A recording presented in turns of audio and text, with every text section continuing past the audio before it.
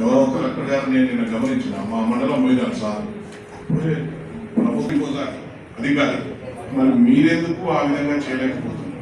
ఈ కరెంట్ పండించిన మన జిల్లాలో ఈ స్టేట్లోనే నెంబర్ 1 పొజిషన్లో నల్లగొండ ఉమ్మడి జిల్లాని వ్యవసాయంలో అగ్రగామిగా ఉంచిన చరిత్ర మన జిల్లాకు ఉంది.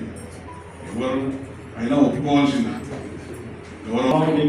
అయితే ఈ లోకల్ డిస్టర్బెన్స్ అనేది కరెంట్ రావడం పోవడం అనేది ఈ ఎండాకాలం ఎక్కువ కాదు. మన సూర్యాపేట కాన్సెప్ట్ సూర్యాపేట కాలేదు, మిగతా కాలేదు.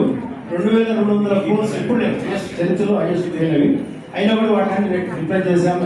గవర్నమెంట్ ఎట్లా సార్ ఏదో అనుకోని సందర్భంలో సమ్మర్ ఉన్నది, చాలా మంది ఫేస్ చేసి ఈ సమస్యని గ్రామీణ ప్రాంతాలలో ఆప్షన్ సార్ 200 వరకు గవర్నమెంట్ చేస్తుంది. 200 బిల్లు 1 నుంచి 200 యూనిట్ల వరకు గవర్నమెంట్ ఫ్రీ ఇస్తున్నప్పుడు 240 యూనిట్లు కాదు సార్, 260 వరకు మీరు బిల్లు జనరేట్ చేయాలి. మీరు 1 to 260 వరకు బిల్ జనరేట్ చేసి మీరు 200 రోజులు పెట్టండి. చెప్పండి. అది గవర్నమెంట్ పాలసీ వారు అన్నట్టు అన్ని గ్రామాలలో రాత్రి అన్ని గ్రామాలలో కరెంట్ మాత్రం డిస్టర్బ్ అయింది మాత్రం వాస్తవం. కానీ మొత్తం కరెంట్ పోల్స్ ఎక్కడెక్కడ ఎప్పుడెప్పుడు వేసిన పోల్స్ పట్టించుకునే నాదులు లేదు సార్ గ్రామాల్లో. కింది స్థాయి నుంచి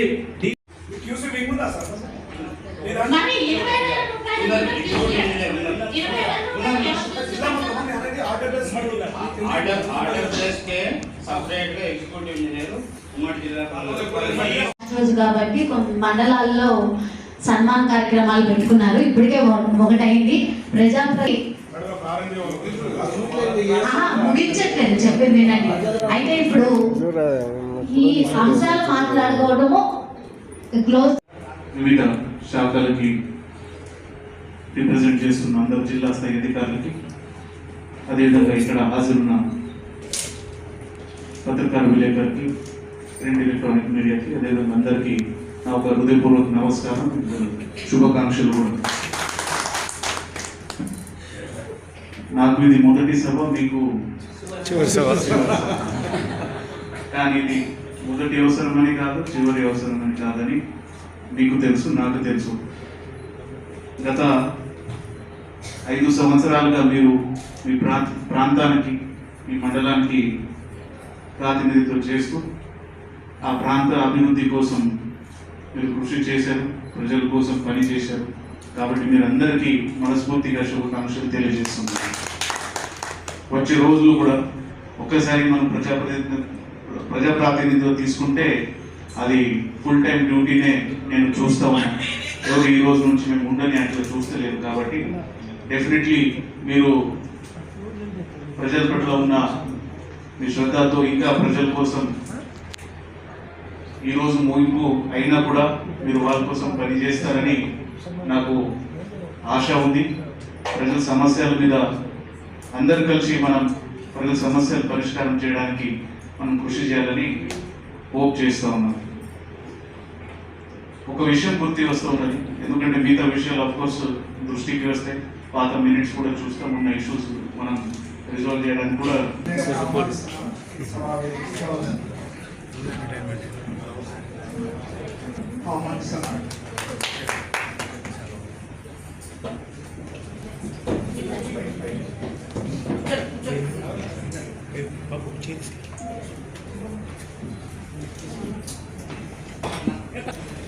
వచ్చినప్పుడు ఏదంటే మంచి జీవితం కూడా చూస్తే మనం ముందు 20-25 సంవత్సరాలు మన సవరణ చేసుకొని మన కెపాసిటీ పెంచుతూ ఉంటాం. తర్వాత దాదాపు ఒక 30-35 సంవత్సరాలు మన ఊరు కావచ్చు, రాష్ట్రం కావచ్చు, దేశం కావచ్చు, వాటి కోసం పనిచేస్తూ ఉంది. ప్రత్యేకంగా ఆఫీసర్స్గా చూసుకుంటే వారికి ఒక 30-35 ఇయర్స్ కెరీర్ ఉన్న రిటైర్మెంట్గా పనిచేస్తూ ఉంటాం. కానీ అధికారంలో రావడం మనకి ప్రజాస్వామ్యంలో ఒక 5 సంవత్సరాల వరకు అవకాశం వస్తుంది. ఈ 5 సంవత్సరాలు మనం ప్రజల కోసం పని చేయాలని ఆలోచనతో మీరందరూ పనిచేస్తాం. ప్రజావాణి రూపంలో కావచ్చు, డైరెక్ట్గా ప్రజలతో కూడా మనం సంప్రదిస్తాం చేసుకోవచ్చు. పైన here for people, we are serving, we are in government post. అది ఉన్నప్పుడు సమస్యలు మన నోటీస్లో వస్తే ఏ స్థాయికి పోతే పరిష్కారం అవుతుంది మీకు బాగా తెలుసు. కొన్నిసారి అడ్మినిస్ట్రేటివ్ సెటప్, కాంపిటెంట్ అథారిటీస్ ఆ విషయాలు కొన్నిసారి ప్రజలకి తెలియకపోవచ్చు. కాబట్టి మీకు అవగాహన ఉంటుంది. కాబట్టి మీరు ఆ సంబంధించిన అధికారులు నా లెవెల్లో వస్తే, కలెక్టర్ లెవెల్లో వస్తే అది నా దృష్టికి తీసుకొస్తూ ఎవ్రీ 2 days నాకు తెలిసి యావరేజ్ ఇప్పుడు జరిగిన పోయిన ముఖ్యమంత్రి కూడా నేను 80,000 పుట్టుదని చెప్పి పాపం మరి రాజ్యాంగం లేదు, అది వాటిని వదిలిపెట్టు. కానీ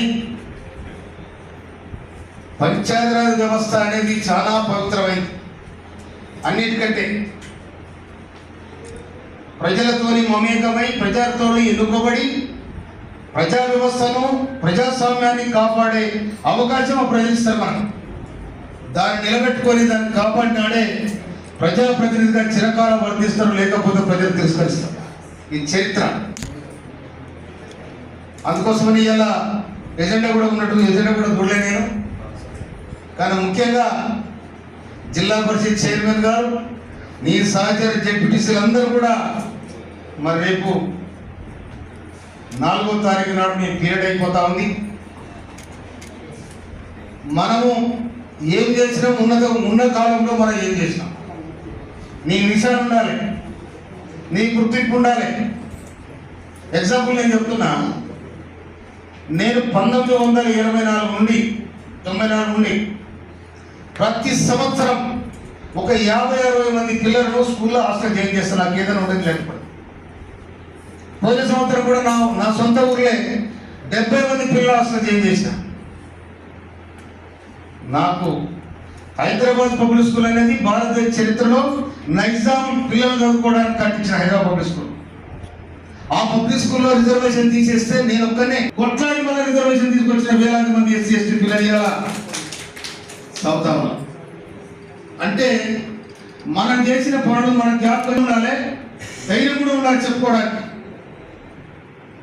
కనుక ఇవన్నీ మీ పరిధిలో మీరు చాలా చేసి ఉంటారు, ఎంతో మందికి సాయం చేసి ఉంటారు, డబ్బులు కూడా ఖర్చు పెట్టి ఉంటారు. నాకు ఈ మండలం, ఈ గ్రామం, ఈ వాడ, ఈ పల్లె బాగుపడడానికి కూడా మీరు తప్పన పోయి ఉంటారు. కొన్ని మీరు సాధ్యమైన చేసి ఉంటారు, సాధ్యంగాని వదిలిపెట్టి ఉంటారు. అయినా కూడా మీరు ఈ పవిత్రమైన అవకాశాన్ని చేసుకున్నందుకు నిజంగా నేను మిమ్మల్ని మనస్ఫూర్తిగా అభినందిస్తా ఉన్నాను.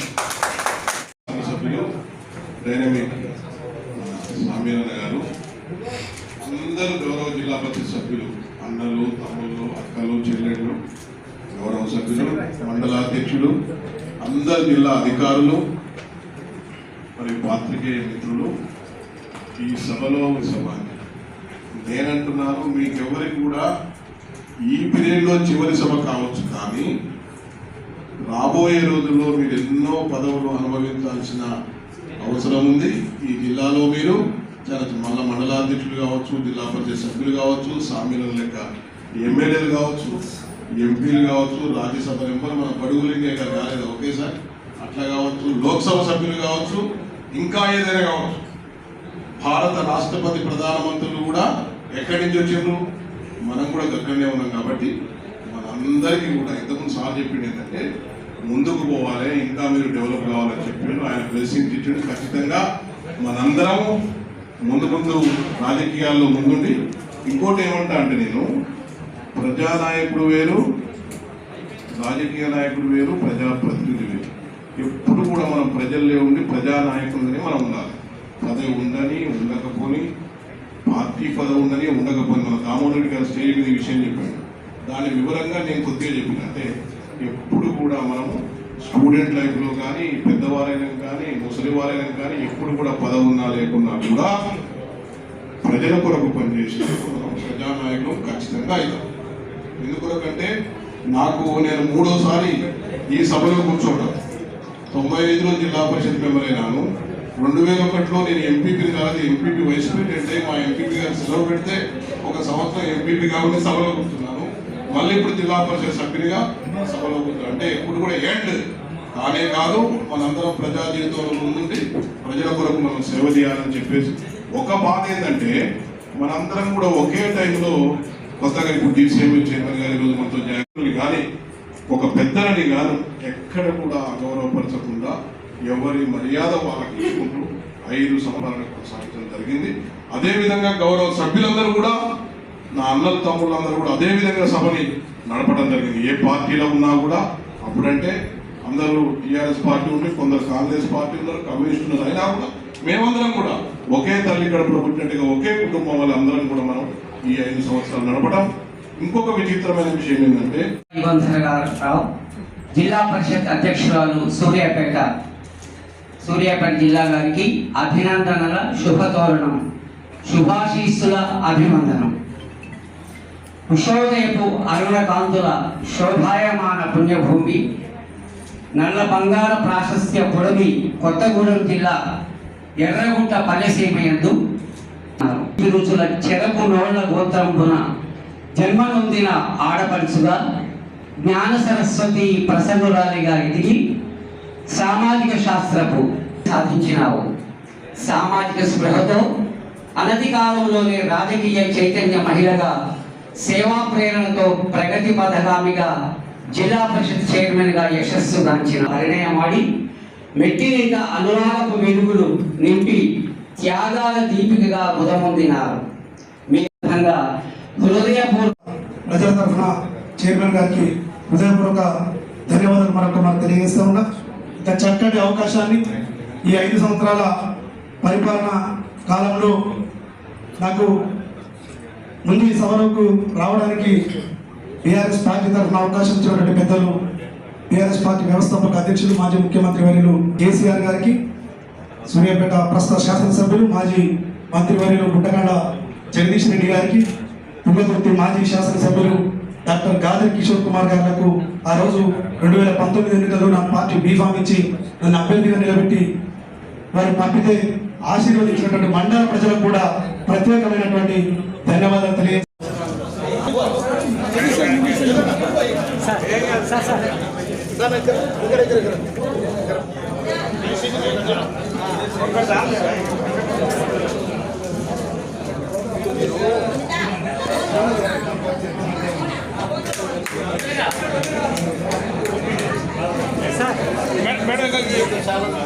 ఎవరు పర్మిట్ చేయలేదు సార్, ప్లీజ్ ఎవరు పర్మిట్ సార్, ఎవరు పర్మిట్ చేయలేదు, నమస్తే లైట్ బంద్ చేయమన్నా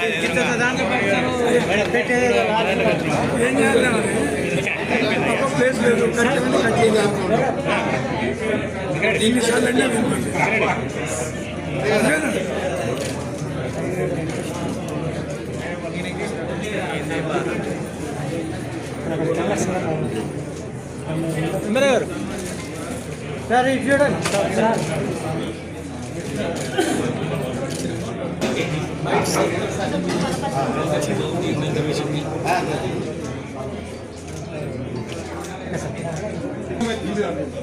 మనకు ప్రోటోకాల్ నేను ఎమ్మెల్యేనైనా కూడా ప్రోటోకాల్ వాళ్ళే పెడతారు. ఎవరు చైర్పర్సన్ దీపిక అంటే జ్ఞాపకం, దీపిక అంటే జ్ఞాపకం. ఈ జిల్లాకి ఎప్పుడు జ్ఞాపకం, మళ్ళా కూడా నీ జ్ఞాపకం పెట్టి ఏదన్నా భగవంతునికి అవకాశం ఇస్తాను కూడా నేను నిండుగా మనసారా నీకు జీవిస్తాను. ఇక్కడ పెద్దోని కాబట్టి కనుక నేను జిల్లా పరిషత్తు జెడ్పీటీసీల ద్వారా ఎంపీపీల ద్వారా నేను మన గౌరవ మినిస్టర్ గారికి ఉత్తమ్ కుమార్ గారికి ఒక అప్పీల్ చేయదలుచుకున్నాడే. ఇంత గౌరవప్రదమైన సభ ఏదైతుందో ఈ సభకు సీటింగ్ అనేది మంచిగా ఉండాలి మనం. కానీ కలెక్టర్ గారు మీరు ఛానల్ ఉంటారు, ఉండనిస్తాం కూడా, డోంట్ వరీ, అంటే మీరు ఉండాలి కూడా. అయితే జిల్లా పరిషత్ చైర్మన్ భవనం ఉందా లేదా? లేదు. ఇది గ్రామ పంచాయతీ పెట్టుకున్నట్టు మోడల్ పరిషత్. అట్లా కాకుండా ఈ 27 మంది 23 ఎందుకంటే ఈ జిల్లా మంత్రివర్యులు తర్వాత పెద్ద హోదా ఉన్న మంత్రివర్యులు వాళ్ళ గౌరవాన్ని మనం అప్పటికప్పుడు ఎలా ఉన్నా మీ ఊరు పిలిస్తే మినిస్టర్ గారితో చెప్పి దీన్ని కొత్త నియోజకవర్గం కావాలి, ఎక్కడైనా కూడా మనిషి సహకరించుకొని పార్టీలకు అతీతంగా ముందు వరుస నిలబడి అవి కూడా కరెక్ట్ సహకరించాలి. 100% నేనైతే కరెక్ట్ సహకరిస్తాను. ఎందుకంటే నేను గణితత్వం నుంచి వచ్చినాండి. మీ అందరికి ఎన్ని ఎకరాలు తెలియదు, నాకు 2.5 ఎకరాలు ఉంటుంది. 2.5 ఎకరాలు ఉన్నోడు 52,000 మెజార్టీతో గెలిచాడు భారతదేశం ఒక్కనే. 2 ఎకరాలు కనుక ప్రజల జీవితంలో ఏనాడు కూడా నేను ప్రజలతో దూరంగా 2001 నుంచి మొదలు పెట్టుకుంటే నేను గెలిచేంత వరకు కూడా ప్రజలు దూరం కాలే. అందుకే నాకు 52,000 మెజార్టీ ఇచ్చారు. నేను చెప్పినందుకు 73,000 మెజార్టీ మా ఇంటి గారికి ఇచ్చారు. కనుక కష్టపడి చేస్తే తప్పకుండా ఫలితం ఉంటుంది. కనుక మీరు కూడా ప్రజా జీవితంలో ఉండండి. రేపు అవకాశాలు వస్తే మళ్ళీ కూడా ఈ సీట్లో ఉండాలి. మీరు ఈ తరం అనేది ఏముంటుంది అంతే. అన్న కూడా కొత్తగా ఇంటి కాబట్టి చాలా గొప్ప నేను కూడా సన్మానం చేస్తే గౌరవం ఉంటుంది.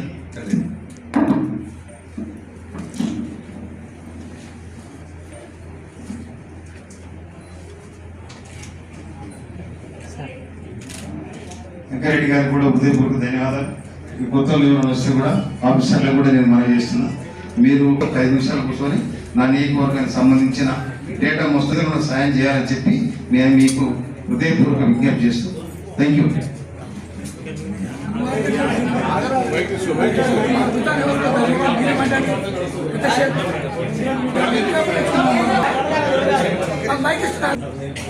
ప్రతి ఒక్కరికి సన్మానం చేయలేదు కాబట్టి మీ అందరికీ రిప్రజెంటేటివ్ గా జిల్లా పరిషత్ చైర్పర్సన్ గారు ఉన్నారు, వారికి నేను సన్మానం చేస్తే అందరికి చేసినట్టు భావిస్తూ నేను I request that you accept the felicitation that thank you.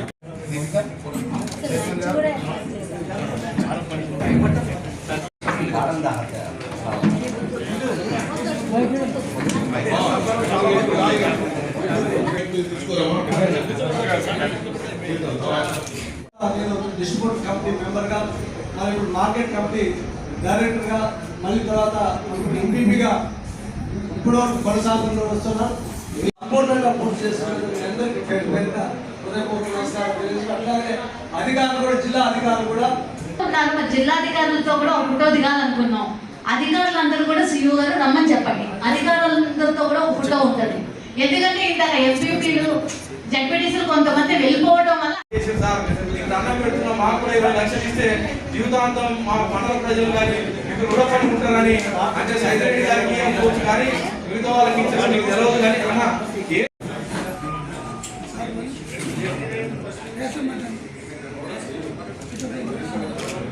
శుభాకాంక్షలు చెప్తాను. ఎందుకంటే ఇన్ని రోజులు 5 సంవత్సరాలు విపరీతంగా కష్టపడి కొద్ది రోజులు సెలవు తీసుకొని ఆ తర్వాత మళ్ళీ మీ యొక్క అవకాశాన్ని బట్టి మళ్ళీ ముందుకు పోవచ్చు. అందువరకే వీడుకోలు శుభాకాంక్షలు చెప్పడం జరుగుతూ ఉంది. మరి మీరు అన్నట్లుగా వైద్య ఆరోగ్య శాఖ తరపు నుంచి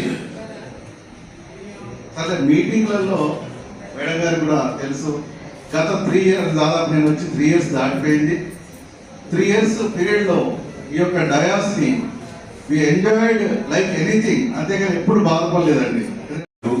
మీడియా మిత్రులకు అందరికీ పేరు రియల్గా ఈరోజు విడుగోలు సన్మాన కార్యక్రమం అంటే అప్పుడే 5 ఏళ్ళు అయిందా అనే ఫీలింగ్ ఉంది. తెలంగాణ వచ్చిన తర్వాత మనందరికీ తెలుసు, అప్పటి ఉద్యమ నాయకుడు కేసీఆర్ గారు అందరి సహాయ సహకారాలతోని అందరినీ కలిపి ఇప్పుడు వచ్చిన అప్పారావు గారు కూడా ఎంతో సహకారం అందించారు. డిప్యూటీ సిఇఓ గారు కూడా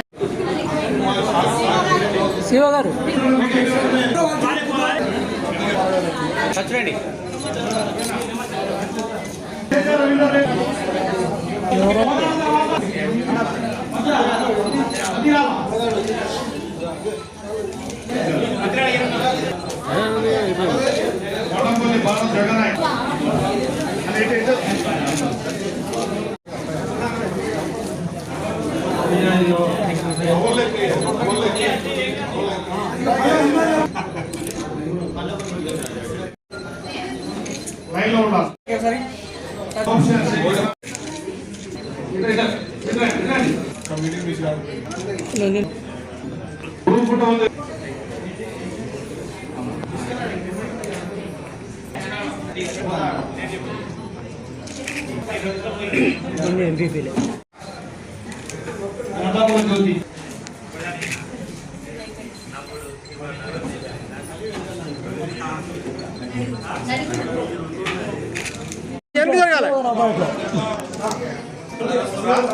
ఓకే. తీస్తుంటే ఓకే సార్ అమ్మా ఎంత ఎందుకు